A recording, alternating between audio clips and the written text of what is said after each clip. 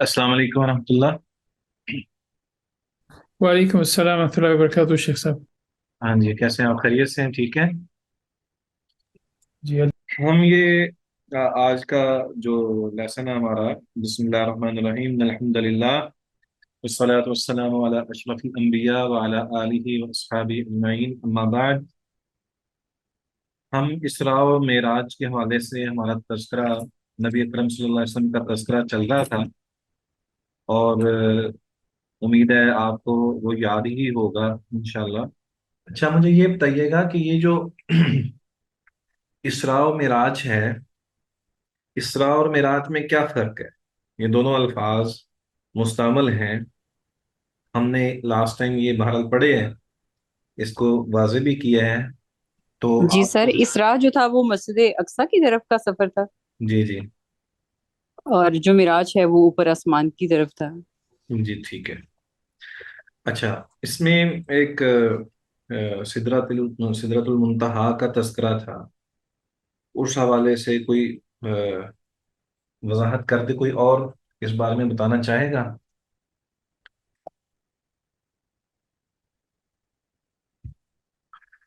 या फिर ये है कि अ, उसके ये किस जगह पे है, और उसके बाद वाली जो कैफियत है उसके हवाले से अगर कोई जिक्र करना चाहे। सिदरतुल मुंतहा को आप कैसे जानते हैं? सर यही। मेरे नॉलेज में है, लेकिन अगर कोई और करना चाहे तो ठीक है, तो फिर मैं बता दूंगी।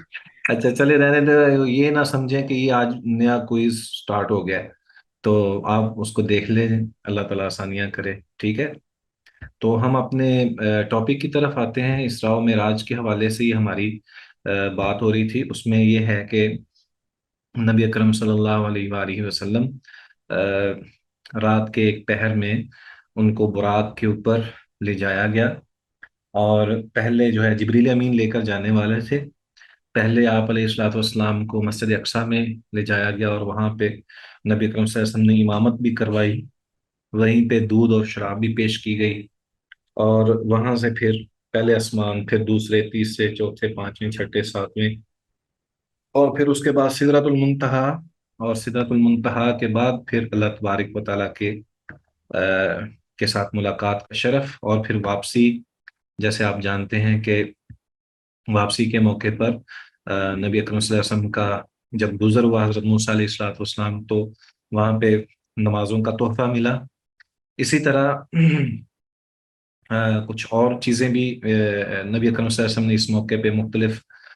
जो हैं वो चीज़ें देखी हैं। उसमें जन्नत भी देखी है, और जन्नत में बहुत सारी चीज़ें हैं जिसको आप सल्लल्लाहु अलैहि वसल्लम ने देखा। उसमें नहर भी देखी। उसमें हज़रत उमर फारूक रज़ी अल्लाह ताला अन्हु का महल भी देखा।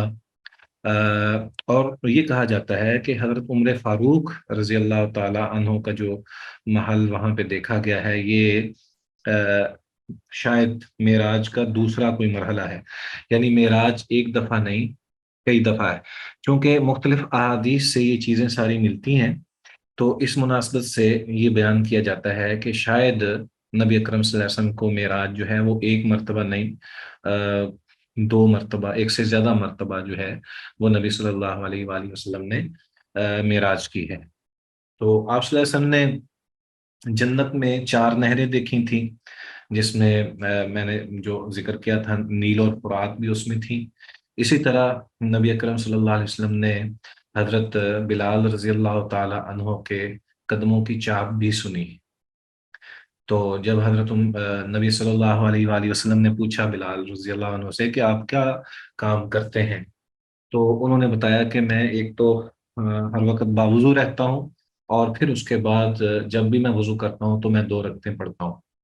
तो नबी सल्लल्लाहु अलैहि वसल्लम ने फरमाया, ये बिल्कुल ये इसी बिना पर अल्लाह ताला ने ये शर्फ दिया है कि आप मेरे आगे जो है वो कदमों की चाप आपकी जन्नत में सुनाई देती है। इसी तरह नबी अकरम सल्लल्लाहु अलैहि वसल्लम ने जन्नत के मुख्तलिफ मौके, उनका नज़ारा किया, मुख्तलिफ चीज़ें देखी। फिर आपने जहन्नम भी देखी। तो आप सल्लल्लाहु अलैहि वसल्लम ने जहन्नम में उन लोगों को देखा जो लोगों का माल जुल्म करते हुए, यानी नाजायज उन पर कब्जा करते हैं। اسی طرح نبی اکرم صلی اللہ علیہ وآلہ وسلم نے سود خوروں کو دیکھا کہ ان کے پیٹ اتنے بڑے بڑے تھے کہ وہ اپنی جگہ سے ادھر ادھر نہیں ہو سکتے تھے۔ اور اسی طرح نبی اکرم صلی اللہ علیہ وسلم نے زناکاروں کو دیکھا۔ اسی طرح نبی اکرم صلی اللہ علیہ وسلم نے ان خواتین کو دیکھا،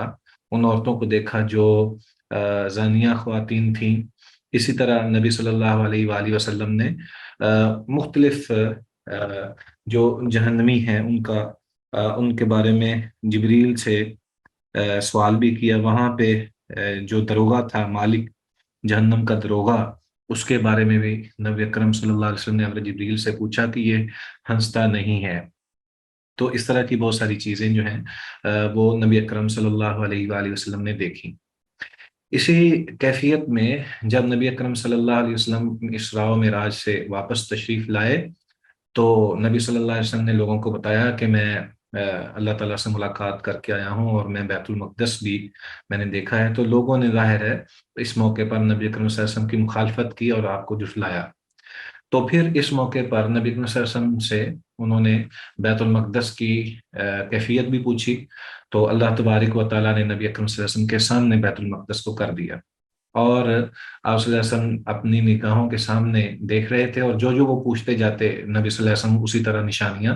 بتاتے جاتے۔ تو اسی طرح نبی اکرم صلی اللہ علیہ وسلم نے ان کو یہ بھی نشانی بتائی کہ واپسی پر میں نے دیکھا ہے کہ مکے کا فلاں قافلہ جو ہے وہ وہاں موجود ہے، اور وہ اتنے دنوں میں واپس پہنچے گا، اور اس میں ان کا ایک اونٹ گم ہو گیا ہے اور وہ وہاں پہ ہے اور وہ ان کو مل جائے گا۔ اسی طرح جب یہ ساری چیزیں نبی اکرم صلی اللہ علیہ وسلم نے بیان کی تو حضرت ابوبکر صدیق رضی اللہ تعالی عنہ سے لوگوں نے کہا کہ دیکھیے کہ یہ کس طرح کی بات کرتے ہیں۔ تو انہوں نے پھر نبی صلی اللہ علیہ وسلم کی تصدیق کی، یہاں تک ہم میرا خیال ہے پڑھ چکے تھے۔ اس کے بعد اس بات کا تذکرہ آتا ہے کہ نبی اکرم صلی اللہ علیہ وآلہ وسلم جو یہ حکمتیں کیا تھیں کہ نبی صلی اللہ علیہ وآلہ وسلم کو یہ سارا معاملہ دکھایا گیا۔ ایک تو یہ کہ آپ علیہ الصلوۃ والسلام کے حوالے سے جو چیز ہمیں اس سے حاصل ہوتی ہے، جو سبق حاصل ہوتا ہے، وہ یہ ہے کہ اللہ تبارک و تعالیٰ نے اپنے نبی صلی اللہ علیہ وآلہ وسلم سے کمال محبت کا مظاہرہ فرمایا، اور دنیاوی جو پریشانیاں تھیں، جو مصائب تھے اور جو تکالیف مشرکین مکہ دیتے تھے، ان کو بے بس کرنے کے لیے بھی یہ معجزہ عطا کیا گیا، اور خود نبی اکرم صلی اللہ علیہ وآلہ وسلم کو یہ شان عطا کی گئی کہ وہ ان کا جواب بھی دے سکیں اور ان کو لاجواب بھی کر سکیں، اور ساتھ یہ کہ آنے والے وقت کی جو بعض خبریں جو نبی اکرم صلی اللہ علیہ وسلم نے اپنی امت کے لیے جو چیزیں ہیں وہ بھی اللہ تبارک و تعالیٰ نے انہیں عطا فرمائی۔ تو یہ ساری چیزیں جو ہیں یہ اس بات کی طرف اشارہ ہے کہ اللہ تبارک و تعالیٰ اپنے نبی اکرم صلی اللہ علیہ وآلہ وسلم کو بہت ہی اہم ترین جو ہے وہ فریضہ دیے ہوئے ہیں، اور وہ تبلیغ رسالت کا ہے جس پر ان کا عمل کرنا ضروری ہے۔ اور دوسری طرف اہل مکہ جو نبی اکرم صلی اللہ علیہ وسلم کو طعن و تشنیع کرتے تھے اور آپ کو تکالیف دیتے تھے، ان کو بھی اس بات کی طرف لانا کہ آپ نبی اکرم صلی اللہ علیہ وسلم کی مخالفت چھوڑ دیں۔ بہرحال یہ سلسلہ اسراء و معراج کا ختم ہوتا ہے، اور پھر نبی اکرم صلی اللہ علیہ وآلہ وسلم دعوت کو ایک نئے عزم اور جذبے کے ساتھ شروع کرتے ہیں، اور اس موقع پر پہلی بیعت عقبہ ہوتی ہے۔ پہلی بیعت عقبہ جو ہے یہ 11ویں سال موسم حج میں جو ہے وہ ہوتی ہے، جس میں یثرب کے یعنی مدینہ کے 6 آدمیوں نے اسلام قبول کیا ہے، اور رسول اللہ صلی اللہ علیہ وسلم سے یہ وعدہ کیا کہ ہم آپ کی دعوت کو آگے پہنچائیں گے۔ یہ نتیجہ ہوا کہ آنے والا جو سال تھا، موسم جو اگلا حج کا موسم تھا، اس میں پھر نبی اکرم صلی اللہ علیہ وآلہ وسلم کے پاس 12 آدمی آئے، جن میں حضرت جابر بن عبداللہ کے علاوہ باقی 5 وہی تھے جو کہ پچھلے سال آئے تھے، اور ان میں باقی جو 7 تھے وہ یہ تھے: معاذ بن حارث، ذکوان بن عبد قیس، عبادہ بن سامت، یزید بن سالبہ، عباس بن عبادہ، ابو الہیثم اور اویم بن ساعدہ رضی اللہ عنہ۔ تو یہ سارے ایک ہی قبیلے سے نہیں تھے، بلکہ آپ کے علم میں ہے کہ مدینہ میں انصار کے دو قبائل تھے، ایک اوس کا قبیلہ تھا اور ایک خزرج کا۔ تو اس میں جو نئے لوگوں میں خزرج کے لوگ بھی تھے اور اوس کے لوگ بھی تھے۔ تو بہرحال نبی اکرم صلی اللہ علیہ وآلہ وسلم نے دوبارہ پھر ان سے جو ہے دوبارہ بیعت بھی لی اور ان کو دین کی باتیں بھی سکھائیں، اور اسی طرح نبی اکرم صلی اللہ علیہ وآلہ وسلم نے کچھ ان کو اپنے وہاں جانے کے حوالے سے بھی تذکرہ کیا۔ اس حوالے سے سیدنا عبادہ بن صامت رضی اللہ تعالی عنہ بیان کرتے ہیں کہ رسول اللہ صلی اللہ علیہ وسلم نے فرمایا کہ جب حج کے موقع پر، بیعت کے موقع پر نبی اکرم صلی اللہ علیہ وسلم نے کہا کہ آؤ مجھ سے اس بات پر بیعت کرو کہ اللہ کے ساتھ کسی چیز کو شریک نہیں کرو گے، چوری نہیں کرو گے، زنا نہیں کرو گے، اپنی اولاد کو قتل نہیں کرو گے، اور اپنے ہاتھ پاؤں کے درمیان سے گڑ کر کوئی بہتان نہ لاؤ، اور کسی بھلی بات میں میری نافرمانی نہیں کرو گے۔ اور جو شخص ان باتوں پر عمل پیرا ہوگا اس کا اجر اللہ تبارک و تعالیٰ پر ہے، اور جو شخص اس کا ارتکاب کرے گا اسے دنیا میں ہی سزا ہوگی، یا پھر اس کے لیے کفارہ ہوگا کہ وہ کفارہ ادا کرے۔ اسی طرح اگر اس کا معاملہ اگر اللہ تبارک و تعالی کسی بھی گناہ گار پر پردہ ڈال دے تو اس کا معاملہ اللہ پر ہے، پھر اللہ تعالیٰ چاہے تو اس کو معاف کر دے اور چاہے تو پھر اس سے مواخذہ کر لے۔ تو حضرت عبادہ بن صامت رضی اللہ تعالیٰ عنہ کہتے ہیں کہ ہم نے اس بات پر نبی اکرم صلی اللہ علیہ وآلہ وسلم کے ہاتھ پر بیعت کی۔ تو یہ ایک حقیقت ہے۔ آپ ان میں سے دیکھیں کہ یہ وہ چیزیں ہیں جن کا بہت ہی اچھی طریقے سے ہمیں آج بھی پتہ ہے کہ حقیقت میں اسلام کو قبول کرنے کے بعد جن بنیادی چیزوں پر عمل کرنا ضروری ہے وہ یہ ہے۔ تو اس میں کچھ وہ چیزیں بھی ہیں جو خواتین کے لیے بطور خاص بعد میں شامل کی گئی ہیں۔ ایک تو یہ چیزیں ہیں جن کو اچھی طرح ان کو یاد کر لینا چاہیے کہ نبی اکرم صلی اللہ علیہ وسلم سے بیعت عقبہ میں انصار نے کس بات پر بیعت کی تھی، اس کو اچھی طریقے سے سمجھ لینا چاہیے۔ سیدنا عبادہ بن صامت رضی اللہ تعالیٰ عنہ کی یہ روایت جو ہے یہ ہمیں ہر صورت میں یاد رکھنی چاہیے۔ دوسرا سورہ ممتحنہ کی آیت ہے، جو آیت نمبر 10 نمبر آیت ہے، جس میں اللہ تبارک و تعالیٰ نے خواتین کے حوالے سے وہ خواتین جو کہ ہجرت کر کے آنے والی ہیں یا اس کے بغیر، تو ان کے بارے میں اللہ تعالیٰ فرماتے ہیں یا ایھا الذین آمنوا ان جاءکم المؤمنات مہاجرات فامتحنوہن اللہ اعلم بایمانہن فإن علمتموہن مؤمنات فلا ترجعوہن الی الکفار لا ہن حل لهم ولا هم يحلون لهن وآتوهم ما انفقوا ولا جناح عليكم ان تنكحوهن اذا آتيتموهن اجورهن ولا تمسكوا بعصم الكوافر واسألوا ما انفقتم وليسألوا ما انفقوا ذلكم حكم الله يحكم بينكم والله عليم حكيم۔ اور اس کے بعد یا ایھا النبی اذا جاءک المؤمنات یبایعنک علی الا یشرکن باللہ شیئا ولا یسرقن ولا یزنین ولا یقتلن اولادہن ولا یأتین ببہتان یفترینہ بین ایدیہن وارجلہن ولا یعصینک فی معروف فبایعہن واستغفر لہن اللہ ان اللہ غفور رحیم۔ تو یہ جو آیت نمبر 12 ہے سورہ ممتحنہ کی، یہ روایت جو سیدنا عبادہ بن صامت رضی اللہ تعالی عنہ کی روایت ہے، یہ بالکل تقریباً ایک جیسی ہی اس میں چیزیں ہیں۔ تو ہمیں سورہ ممتحنہ کی آیت نمبر 12 اور سیدنا عبادہ بن صامت رضی اللہ تعالیٰ عنہ کی یہ روایت، اس کو اچھی طرح یاد رکھنا چاہیے۔ یہ جو روایت ہے اس میں مردوں سے نبی صلی اللہ علیہ وسلم نے بیعت لی ہے، اور انہی باتوں پر بیعت لی ہے جو سورہ ممتحنہ کی آیت نمبر 12 میں بیان ہوئی ہے۔ تو بہرحال اس کو اچھی طرح سمجھ لینا چاہیے اور پوری زندگی اس پر عمل کرنا چاہیے۔ اس کے بعد جب بیعت ہو گئی تو نبی اکرم صلی اللہ علیہ وآلہ وسلم نے ان کے ساتھ اپنا ایک یوں کہہ لیں کہ اپنا ایک بہت اچھا اور قیمتی دائی بھیجا، اور جو کہ نبی اکرم صلی اللہ علیہ وسلم کی ساری تعلیمات ان کو دے، اور ان کا نام ہے مصعب بن عمیر۔ सैयदना मुसअब बिन उमैर रजी अल्लाह ताला अन्हो बहुत ही काबिल और बहुत ही इंतहाई नेक तबा शरीफ इंसान थे, और उन्होंने बड़े भरपूर तरीके से बड़ी कोशिशों के साथ जाते ही लोगों को दावत इस्लाम दी। तो सबसे पहले जब सैयदना मुसअब बिन उमैर रजी अल्लाह ताला अन्हु मदीना पहुंचे तो उन्होंने सैयदना असद बिन जुरारा रजी अल्लाह ताला अन्हु के घर क़याम किया। फिर उन दोनों ने मिलकर इस्लाम की तबलीग शुरू कर दी। सैयदना मुसअब बिन उमैर मुकरी के खिताब से मशहूर हुए थे कि पढ़ाने वाले हैं, यानी मुअल्लिम हैं। तो ये वो मौका है कि जब अहले मदीना ने सैयदना मुसअब बिन उमैर रजी अल्लाह ताला अन्हो और उनके साथ असद बिन जुरारा रजी अल्लाह ताला अन्हो को बहुत कामयाबियां हासिल हुई, और उन्होंने बहुत सारे कबाइल जो हैं या कबीलों की जो आगे जो असनाफ होती हैं या जो झेली कबीले होते हैं उनको इस्लाम की दावत दी, और लोगों ने इस्लाम कबूल किया। तो कुछ लोग ऐसे भी थे जिन्होंने थोड़ा बहुत जो है वो सामने से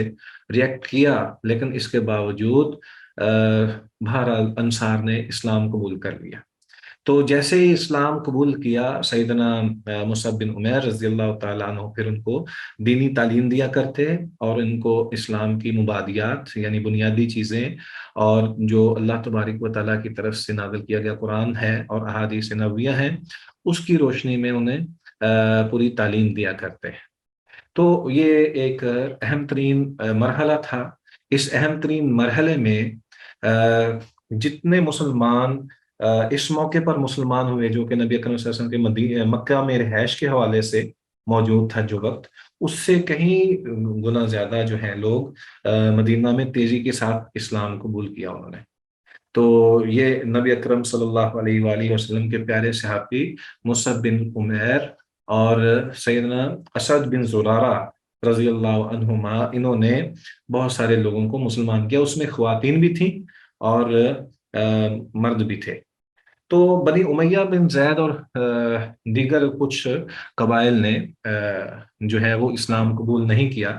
और इसी तरह चंद वो लोग थे जिन्होंने नबी अकरम सल्लल्लाहु अलैहि वसल्लम की आमद तक अपने आप को इस्लाम से रोके रखा, या कुछ वो लोग थे जो फिर उसके बाद भी कुछ वक़्त तक मुसलमान नहीं हुए, लेकिन बहरहाल कसरत के साथ लोगों ने इस्लाम कबूल किया। तो इस मौके पर जब अगला साल आया, नबूवत का 13वां साल, तो उस मौके पर मदीना के 70 से ज्यादा मुसलमान जो है वो हज के लिए भी आए, नबी अकरम सल्लल्लाहु अलैहि वसल्लम के पास हाजिर हुए, और वो मुशरिकीन के साथ ही हाजियों के साथ शामिल होकर आए, ताकि लोगों को इतना ज़्यादा अंदाजा ना हो कि कितने लोग मुसलमान हो चुके हैं। तो बहरहाल नबी अकरम सल्लल्लाहु अलैहि वसल्लम नबी सल्लल्लाहु अलैहि वसल्लम ने उनके साथ मुलाकात की, और बिल्कुल वाज़े और इलानिया मुलाकात नहीं थी, ताकि अहले मक्का को इस बात की इत्तला न मिले। तो चुनाचे नबी अकरम सल्लल्लाहु अलैहि वसल्लम ने अय्याम तशरीक की दरमियानी रात यानी 12 जिलहज्जा को जमरा उला यानी जमरा अकबा के पास जो है सबको कहा कि वहां जमा हूं, और फिर उस मौके पर नबी अकरम सल्लल्लाहु अलैहि वसल्लम ने रात के मौके पर रात के अंधेरे में उनसे मुलाकातें की, और फिर उस मौके पर इस्लाम की दावत दी और इस्लाम पर इस्तिकामत दिखाने के हवाले से बात की। तो सैयदना काब बिन मालिक रज़ी अल्लाह ताला अन्हु इस हवाले से बयान करते हैं कि हम लोग हज के लिए निकले, रसूलुल्लाह सल्लल्लाहु अलैहि वसल्लम से अय्याम तशरीक के दरमियानी रोज अकबा में मुलाकात तय हुई, और बिलाखिर वो रात आ गई जिसमें रसूलुल्लाह सल्लल्लाहु अलैहि वसल्लम मुलाकात तय थी। हमारे साथ हमारे एक मुअज़्ज़ज़ सरदार अब्दुल्ला बिन हराम भी थे, जो अभी मुसलमान नहीं हुए थे। हमने उनको साथ लिया।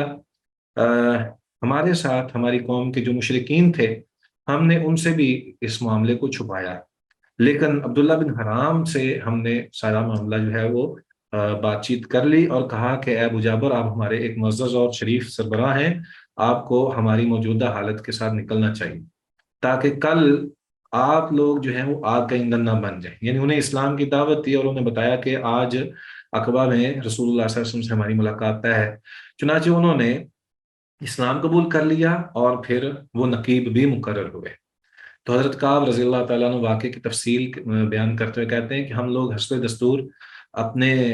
رات اپنے انہی خیموں کے اندر سوئے. جب 1/3 رات گزری ہم نکلے اور رسول اللہ صلی اللہ علیہ وسلم کے پاس جا پہنچے اور ہم خاموشی کے ساتھ وہاں پہنچے. اسی طرح ہماری تعداد جو تھی اس دن وہ 75 تھی، 73 مرد اور 2 عورتیں.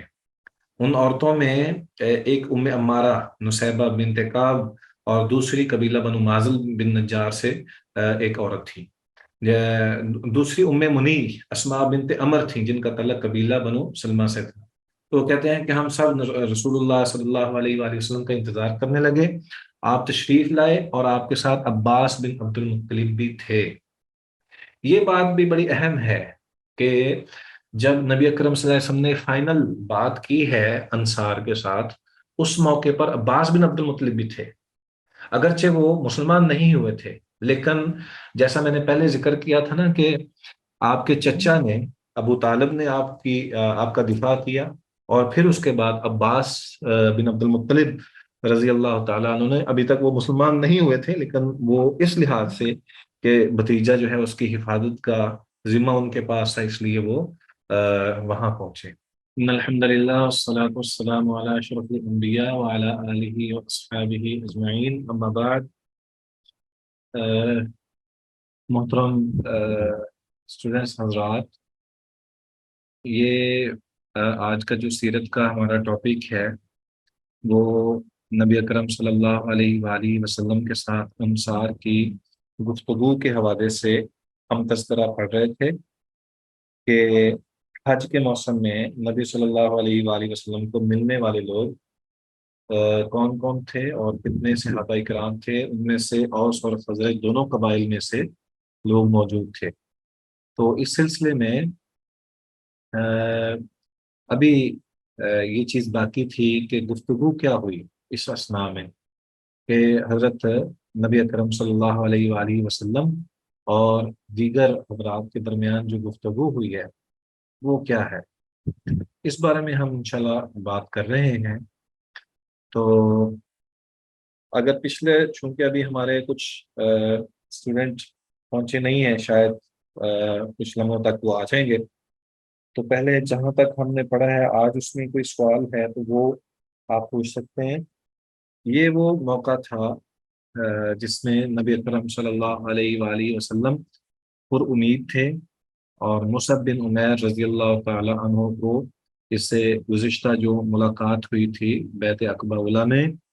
اور پھر ثانیہ میں، وہاں اس موقع پر نبی اکرم صلی اللہ علیہ وسلم نے مصعب بن عمیر رضی اللہ تعالیٰ عنہ کو اپنا نمائندہ بنا کر دعوت اسلام کے لیے مدینہ اس دور کے یثرب کی طرف بھیجا، جس سے بہت سارے لوگ جو ہیں وہ مسلمان ہوئے، تاکہ جو آنے والا حج تھا اس میں 80 سے زیادہ افراد نبی اکرم صلی اللہ علیہ وسلم کے ہاتھ پر بیعت کرنے کے لیے حاضر ہوئے. تو اس پورے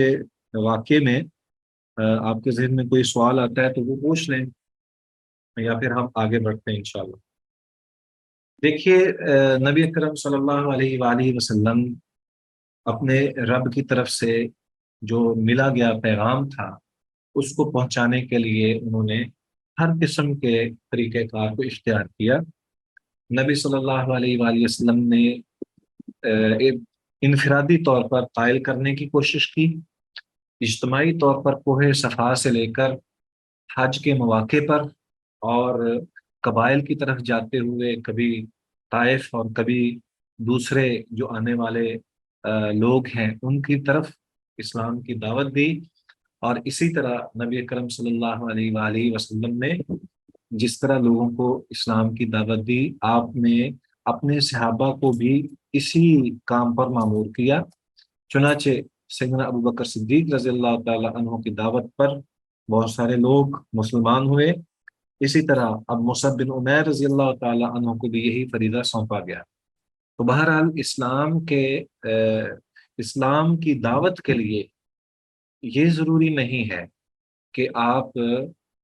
جو ہے وہ باقاعدہ طور پر ایک مبلغ کی صورت میں ہی دعوت اسلام دیں، بلکہ یہ ہر ایک مسلمان پر فرض ہے. آپ دیکھیں گے کہ جب تعلیمات اسلام کی تعلیم اگر آپ کے پاس مکمل موجود ہے اور اس میں آپ کو کسی قسم کا کوئی شک و شبہ نہیں ہے کہ اس میں آپ کو کوئی جھول نہیں اور خطا کا امکان نہیں، کہ آپ جو بات بیان کریں گے وہ بالکل درست اور اسلام ہی کے قواعد و ضوابط اور شریعت کے مناسبت کے حوالے سے ہی آپ کو ساری چیزیں معلوم ہیں، تو پھر ہر انسان کے اوپر لازم ہے، ہر مسلمان پر یہ لازم ہے کہ وہ جو سیکھتا ہے، جو وہ سمجھتا ہے، اور موقع کی مناسبت سے اپنے ادعو الی سبیل ربک بالحکمت والموعظۃ الحسنۃ کو سامنے رکھتے ہوئے وہ لوگوں کو دعوت اسلام دے۔ اور اس میں بہت سارے ایسے مواقع آتے ہیں ہر انسان کی زندگی میں کہ اگر ایک خاتون ہے تو وہ اپنے گھر میں اسی کام کو بہتر طریقے سے سر انجام دے سکتی ہے، وہ اپنے جاننے والی اور دیگر معاملات جہاں بھی وہ اس کے کوئی نہ کوئی تعلقات ہیں اس پر صحیح طور پر اثر انداز بھی ہو سکتی ہے۔ اسی طرح مردوں کا میل ملاپ جہاں جہاں بھی ہے، تو ایک مسلمان جو ہے اس کا ایک طریقہ تو یہ ہے کہ وہ اپنی زبان سے لوگوں کو اسلام کی دعوت دے، اور دوسرا طریقہ جو خوبصورت ترین طریقہ ہے وہ اپنے تعامل سے اسلام کی خوبیوں کا لوگوں کو بتائے، اور ان کو بتائے کہ ایک اچھا مسلمان کس طرح ہوتا ہے، اور اس کی جو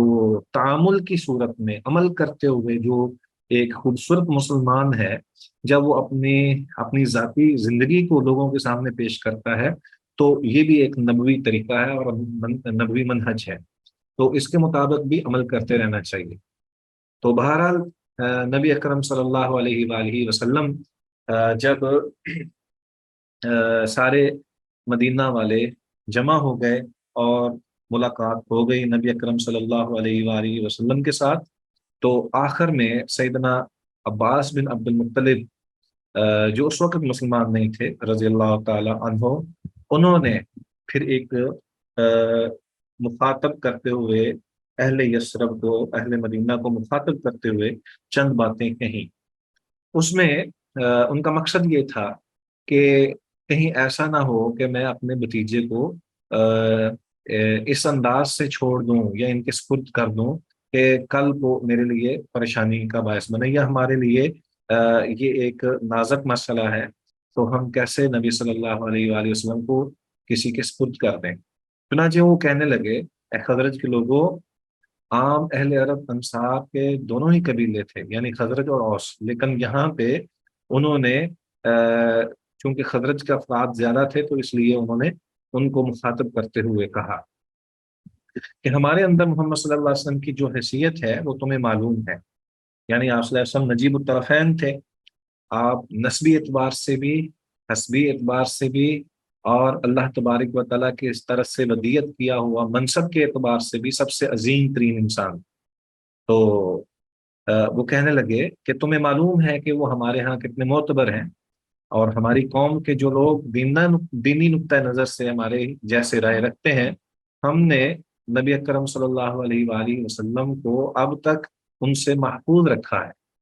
یعنی ان کی دعوت کے مقابل دوسرے لوگ جس طرح نبی صلی اللہ علیہ وسلم کے مخالف ہیں، اس کے باوجود، مخالفت کے باوجود، ہم اپنے نبی کی یا اپنے بھتیجے کی صحیح طور پر حفاظت طاقت کے ذریعے بھی کر رہے ہیں، اور اپنے جو ایک قومی وقار ہے یا قبائلی ایک نظام ہے اس کے انداز سے بھی کر رہے ہیں۔ تو پھر کہنے لگے مگر اب وہ تمہارے یہاں جانے اور تمہارے ساتھ جا ملنے کے حوالے سے مصر ہیں، لہٰذا اگر تمہارا یہ خیال ہے کہ تم انہیں جس بھی چیز کی طرف بلا رہے ہو اسے سنبھالو گے، نبھالو گے، اور مخالفین کے ہر قسم کے ہتھکنڈوں سے بچا لو گے، تو پھر تو انہیں اپنے پاس لے جائیں، اور پھر اگر آپ اپنے ساتھ لے جائیں تو پھر ان کا ساتھ نہیں چھوڑنا، نہ ہی ان کو چھوڑ کر کنارہ کش ہو جانا ہے، بلکہ انہیں اگر بعد میں اس طرح کرنا ہے تو ابھی چھوڑ دو، کیونکہ وہ اپنی قوم اور اپنے شہر میں عزت و حفاظت سے ہیں۔ اس کے جواب میں سیدنا کعب رضی اللہ تعالی عنہ کہتے ہیں کہ ہم نے یہ بات سن لی تو ہم نے کہا کہ اللہ کے رسول اب آپ گفتگو فرمائیے، اور جو آپ چاہتے ہیں ہم سے عہد و پیمان لے لی۔ تو اس موقع پر اس کا یہ مطلب صاف ظاہر ہوتا ہے کہ نبی اکرم صلی اللہ علیہ وآلہ وسلم کی حفاظت کے لیے اس موقع پر ایک عزم مصمم اور عزم محکم، شجاعت، ایمان کا جذبہ اور اخلاص، جس چیز کی بھی ضرورت تھی صحابہ میں بھی وہ موجود تھی، اور نبی اکرم صلی اللہ علیہ وآلہ وسلم کی حفاظت کرنے والوں کے اندر بھی موجود تھی۔ اگرچہ سیدنا عباس بن عبد المطلب مسلمان نہیں ہوئے تھے، لیکن آپ نبی صلی اللہ علیہ وسلم کی حفاظت جو ہے اس کا انداز یہی تھا، جیسے ابو طالب نے کیا کہ وہ آخر تک نبی اکرم صلی اللہ علیہ وسلم کی حفاظت کے لیے رہے، اور انہوں نے اسلام قبول نہیں کیا کہ کہیں اہل عرب جو ہیں وہ میری طرف دیکھ کر جو ہے وہ مجھے اس انداز سے کہیں کہ کل کو کیا اپنے دین سے پھر گیا۔ تو بہرحال نبی اکرم صلی اللہ علیہ وآلہ وسلم کی گفتگو بھی ہوئی، آپ صلی اللہ علیہ وسلم نے پہلے قرآن کی تلاوت کی، پھر اسلام کی دعوت دی، ترغیب دی، اور اس کے بعد بیعت کی۔ تو اس بیعت میں امام احمد رحمہ اللہ نے سیدنا جابر رضی اللہ تعالیٰ عنہ سے جو تفصیل بیان کی ہے، اس میں یہ ہے کہ نبی اکرم صلی اللہ علیہ وسلم نے فرمایا کہ چستی اور سستی ہر حال میں میری بات سنو گے اور مانو گے، یعنی کوئی بھی مرحلہ ہو، جو حکم مصطفیٰ ہوگا، جو حکم نبوی ہوگا، وہ تمہارے لیے سب سے زیادہ اہمیت والا ہوگا، اور اس کے مطابق تمہیں زندگی گزارنی ہوگی۔ دوسری بات، فقیرانہ زندگی ہو یا خوشحالی والی زندگی ہو، تو میرے کہنے کے مطابق تم مال خرچ کرو گے۔ تیسری بات کہ تمہیں خود بھی امر بالمعروف اور نہی عن المنکر کا فریضہ سر انجام دینا ہوگا۔ یہ نہیں ہے کہ آپ خود جو ہے میں آپ کو صرف دعوت اسلام دوں، بلکہ آپ کو بھی یہ فریضہ سر انجام دینا ہوگا کہ آپ بھی بھلائی کا، نیکی کا، احسان کا، دین کا اور اللہ کے احکام پہنچانے والے معاملات میں سر توڑ کوشش کرو، اور ایک دوسرے پر سب کر لے جانے کی کوشش کرو، اور برائی سے بھی اسی طرح رکو۔ چوتھی چیز کہ اللہ کی راہ میں اٹھو گے، اور تمہیں کسی قسم کے معاملے میں کسی کی ملامت کی وجہ سے تم پھر اللہ کے معاملے میں پیچھے نہیں ہٹو گے، کہ جب اللہ کا کوئی فیصلہ آ گیا یا اس کا کوئی حکم آ گیا تو پھر تم ساری دنیا ایک طرف، اور تمہیں پھر اس میں اللہ کے حکم کی تعمیل کرنے ہوگی۔ اسی طرح پانچویں چیز کہ جب میں تمہارے پاس آ جاؤں گا تو میری مدد کرو گے، اور جس چیز سے اپنی جان، اپنے بال بچوں کی حفاظت کرتے ہو، اس سے بھی اسی طرح میری بھی حفاظت کرو۔ تو سب نے کہا ٹھیک ہے، تو نبی اکرم صلی اللہ علیہ وسلم نے فرمایا کہ اس کے بدلے میں تمہارے لیے جنت ہوگی۔ تو سیدنا کعب رضی اللہ تعالیٰ عنہ بیان کرتے ہیں کہ یہ جو پانچویں چیز جس کا ذکر ہے، اس میں رسول اللہ صلی اللہ علیہ وسلم نے قرآن کی تلاوت اور دعوت اسلام دینے کے بعد فرمایا میں تم سے اس بات پر بیعت لیتا ہوں کہ تم اس چیز سے میری حفاظت کرو گے جس سے اپنے بال بچوں کی حفاظت کرتے ہو۔ تو اس موقع پر سیدنا برا بن معرور نے آپ صلی اللہ علیہ وسلم کا ہاتھ پکڑا اور کہا ہاں، اس ذات کی قسم جس نے آپ کو نبی برحق بنا کر بھیجا ہے، ہم یقیناً اس چیز سے آپ کی حفاظت کریں گے جس سے آپ نے بال بچوں کی بھی حفاظت کرتے ہیں، لہذا اللہ کے نبی آپ ہم سے بیعت لے لیجئے، اور ہم خدا کی قسم جنگ کے بیٹے ہیں اور ہتھیار ہمارا کھلونا ہے، ہماری یہی ریت باپ دادا سے چلی آ رہی ہے۔ تو بہرحال پھر اس کے بعد جو ہے بیعت ہو گئی، اور نبی کرم صلی اللہ علیہ وآلہ وسلم نے یہ بات سن کر تبسم فرمایا، اور پھر فرمایا کہ آپ نے بھی ان کو اس بات کی طرف اشارہ دیا کہ ایسا نہیں ہے، بلکہ آپ لوگوں کا خون میرا خون، اور آپ لوگوں کی بربادی میری بربادی ہے، میں آپ سے ہوں اور آپ مجھ سے ہیں۔ یہ انصار کو صلی اللہ علیہ وسلم نے فرمایا کہ جس سے آپ جنگ کریں گے اس سے میں جنگ کروں گا، اور جس سے آپ صلح کریں گے میں اس سے صلح کروں گا۔ تو یعنی ہر حالت میں، ہر کیفیت میں نبی اکرم صلی اللہ علیہ وآلہ وسلم نے اپنے حوالے سے بھی یہی فرمایا کہ میں تم میں سے ہوں، اور انصار کا ساتھ دینے کے حوالے سے بات کی، ان کی حوصلہ افزائی بھی کی، اور دوسرا انہیں بھی اس بات پر آمادہ کیا کہ آپ اسلام کے اوپر چلیں اور کسی قسم کی ملامت کرنے والے کی ملامت کو نہیں دیکھیں۔ اس کے بعد جب یہ ساری چیزیں ہو گئیں اور بیعت وغیرہ ہو گئی، تو پھر نبی اکرم صلی اللہ علیہ وآلہ وسلم نے دوبارہ ان کو جو ہے وہ کچھ وضاحتیں بھی کی۔ تو عباس بن عبادہ بن نزلہ نے کہا کہ نبی اکرم صلی اللہ علیہ وآلہ وسلم کے حوالے سے کہا کہ حضرت عباس رضی اللہ تعالیٰ عنہ کہتے ہیں کہ کس بات پر بیعت کر رہے ہو؟ تو حضرت عباس رضی اللہ عنہ نے کہا تم ان سے سرخ اور سیاہ لوگوں سے جنگ پر بیعت کر رہے ہو، اگر تمہارا یہ خیال ہو کہ جب تمہارے اموال کا سفایہ کر دیا جائے گا اور تمہارے شراف قتل کر دیے جائیں گے تم ان کا ساتھ چھوڑ دو گے تو ابھی سے چھوڑ دو، کیونکہ اگر تم نے انہیں لے جانے کے بعد چھوڑ دیا تو یہ دنیا اور آخرت کی رسوائی ہوگی، اور تمہارا یہ خیال کہ تم مال کی تباہی اور اشراف کے قتل کے باوجود عہد نبھاؤ گے تو پھر تم انہیں ساتھ لے جاؤ، اور اس میں تمہاری دنیا اور آخرت کی بھلائی ہے۔ چنانچہ سب لوگوں نے نبی اکرم صلی اللہ علیہ وآلہ وسلم کے ہاتھ پر بیعت کی۔ ان 70 آدمیوں میں بہت سارے لوگ تھے جو نبی اکرم صلی اللہ علیہ وآلہ وسلم کے ساتھ اپنے ہر قسم کے معاملات میں ان کو عزیز ترین سمجھتے تھے۔ نبی اکرم صلی اللہ علیہ وسلم کی اس بیعت کے حوالے سے جو آپ کے ذہن میں کوئی سوال ہے تو وہ پوچھ لیں، کیونکہ ہمارا وقت بھی اب قریب ہے، معمولی سی چیزیں رہ گئی ہیں اور وہ انشاءاللہ میں آپ کے ساتھ ابھی شیئر کر دیتا ہوں۔ اس میں کوئی اگر سوال وغیرہ ہے تو پھر میں آپ سے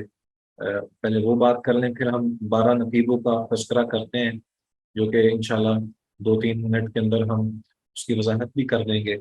اور پھر یہ بیت عقبہ کے حوالے سے یہ معاملہ ہمارا ختم ہو جائے گا آج کا سبق۔ ہاں جی السلام علیکم جی سر۔ اس میں جو ہم نے پڑھا، ایک پہلی بیعت عقبہ اولا تھی اور دوسری ثانیہ تھی، جی اس میں ہم نے پڑھا نا 75 لوگ تھے، تو جو نیکسٹ آپ بات کر رہے تھے اس میں 80 آ رہے تھے، یہ اسی بیعت میں ہی مطلب 80 کے قریب لوگ تھے؟ دوسری والی میں 2 ہی بیعت ہوئی تھی نا یہ؟ اصل میں یہ ہوئی 3 ہے، یہ بیعات اچھا جو ہیں ٹھیک ہے۔ بیعتیں 3 ہیں، لیکن ان میں اولا اور ثانیہ کا تذکرہ کیا جاتا ہے۔ اولا وہ جو سب سے پہلی تھی، اور ثانیہ جی وہ جو یہ آخری ہے، کیونکہ اس میں یہ ہوتا ہے کہ نبی جی اکرم صلی اللہ علیہ وآلہ وسلم کے ساتھ چونکہ زیادہ معاملہ آخری میں ہوا ہے نا، جس میں آپ نے نقبا جو ہے وہ مقرر کیے ہیں اور لوگوں نے بھی اس موقع پر اپنی جان مال وارنے کا جو ہے وہ بتایا ہے اور وعدہ دیا ہے اور بیعت کی ہے، تو زیادہ تر جی جو جی ہے وہ اس کا تذکرہ ہے۔ اچھا، درمیان والی جو بیعت ہے وہ دراصل جو پہلی اور آخری کے درمیان والی جو بیعت ہے اس میں مصعب بن جی عمیر رضی اللہ تعالیٰ عنہ کا تذکرہ ہے، تو اس کو ٹھیک ہے۔ ہاں اس کو ہم اس لیے جو ہے وہ سیرت نگاروں نے اس لیے اس کو زیادہ بیان نہیں کیا کہ اس میں جو ہے وہ لوگ وہی تھے جو پہلی میں آئے، چند لوگ اس میں اضافہ ہوئے، لیکن اس میں چونکہ سیدنا مصعب بن عمیر رضی اللہ تعالیٰ عنہ کو باقاعدہ بھیج دیا گیا تو پھر زیادہ لوگوں کا جمع ہو جانا تو یہ اس پر دلالت کرتا ہے۔ ٹھیک ہے، جی سر۔ ہاں جی۔ جی جی اچھا، اس میں جو نبی اکرم صلی اللہ علیہ وسلم بیعت ہو چکی تو رسول اللہ صلی اللہ علیہ وسلم نے 12 سربراہ منتخب کیے، اور آپ نے فرمایا کہ جو اپنی اپنی قوم کے نقیب ہوں گے اور جو ان لوگوں کو جو بیعت کے جو عبارت ہے یا جو معاہدہ ہے اس پر وہ عمل درآمد کروانے کے لیے ذمہ دار بھی ہوں گے۔ چنانچہ نبی صلی اللہ علیہ وسلم نے لوگوں کو کہا کہ آپ اپنے 12 نقیب پیش کیجیے تاکہ وہی ان باتوں کے ذمہ دار ہوں۔ چنانچہ خزرج نے اپنے 9 نقیب جو ہیں وہ منتخب کیے، اور اوس نے اپنے 3 نقیب جو ہیں وہ منتخب کیے۔ خزرج کے جو نقیب تھے ان میں اسد بن زرارہ بن عدس، عبداللہ بن رواحہ، برا بن معرور، عبادہ بن سامت، اور سعد بن ربیع، رافع بن مالک، عبداللہ بن عمرو بن حرام، اور سعد بن عبادہ رضی اللہ عنہم، اسی طرح منذر بن عمر۔ جبکہ اوس کے جو نقیب تھے ان میں اسید بن حزیر، رفاع بن عبد منذر، اور سعد بن خیسمہ، یہ 3 نقیب تھے جو کہ اوس کی طرف سے تھے۔ تو جب یہ نقیبوں کا انتخاب ہو چکا اور رسول اللہ صلی اللہ علیہ وسلم نے ان سے اپنا وعدہ جو ہے وہ دہرا لیا اور عہد لے لیا، تو آپ صلی اللہ علیہ وسلم نے فرمایا آپ لوگ اپنی قوم کے تمام معاملات کے کفیل ہیں، ذمہ دار ہیں، جیسے حضرت عیسیٰ علیہ الصلوۃ والسلام کے حواری جو ہیں وہ حضرت عیسیٰ علیہ الصلوۃ والسلام کی طرف سے ذمہ دار ٹھہرے تھے، اور میں اپنی قوم یعنی مسلمانوں کا کفیل ہوں یا ان کا ذمہ دار ہوں۔ تو آپ کیا اس بات کی تائید کرتے ہیں؟ تو سب نے کہا جی بالکل ہم یہ تائید کرتے ہیں۔ تو جیسے ہی پھر اس کے بعد جو آخری مرحلہ آتا ہے اس میں یہ ہے کہ جیسے ہی وہ بیعت ختم ہوئی تو سب کو پتہ چل گیا کہ نبی اکرم صلی اللہ علیہ وآلہ وسلم کے ہاتھ پر لوگوں نے بیعت کر لی ہے۔ تو اس موقع پر جو انصار ہیں انہوں نے بھی اسی موقع پر احتجاج بھی کرنے کے لیے کوشش شروع کر دی کہ اگر قریش نے کوئی اس پہ ریئیکشن دیا تو پھر ہم فوری طور پر ان کا محاسبہ بھی کریں گے۔ تو بہرحال یہ بڑے اچھے موقع پر اور بڑی محترم جگہ پر، ایسے حج کے موقع پر نبی اکرم صلی اللہ علیہ وسلم کے ہاتھ پر بیعت کرنے سے ان کی شان بھی بلند ہوتی ہے، اور اس واقعے کے اندر جو اسبات ہیں، جو چیزیں ہیں سمجھنے والی، وہ ان میں بنیادی چیز یہ ہے کہ نبی اکرم صلی اللہ علیہ وسلم کی ذات سب سے زیادہ فضیلت والی ہے، اور سب سے زیادہ معزز ہے، اور سب سے زیادہ ان کے لیے ہر چیز کو قربان کرنے کے لیے ہر کوئی تیار ہوتا ہے، ٹھیک ہے۔ اور نبی اکرم صلی اللہ علیہ وسلم کے جو جانثار تھے، وہ جانثار حقیقت میں واقعی جانثار تھے، اور کسی صورت میں بھی انہیں اس لحاظ سے کوئی ملامت والا معاملہ نہیں تھا۔ اور ایک اور چیز جو اہم ترین ہے وہ یہ کہ نبی صلی اللہ علیہ وآلہ وسلم نے جن جن باتوں پر بھی کہا کہ میں تم سے ان باتوں پر جو ہے وہ بیعت لوں گا، تمام نے اسی وقت ہی جو ہے اس کو قبول کیا۔ کسی نے اس میں اس موقع پر یہ نہیں کہا کہ جی ایک بات اس سے یہ نکال دیں، یا ایک اس بات کو ہم تسلیم نہیں کر سکتے، یا ابھی موقع نہیں ہے، یا حالات نہیں ہیں۔ تو اسلام کی جو صحیح تعلیمات ہیں اس کے مطابق یہی حکم ہے کہ جو فرمان ہو، جو اللہ تعالیٰ کا، اللہ تعالیٰ کی شریعت اور احکام ہیں، ان میں کسی قسم کی رعایت کا موقع جو ہے وہ نہیں ہوتا۔ اور دوسرا تسلیم جو ہے، تسلیم بہت ضروری ہے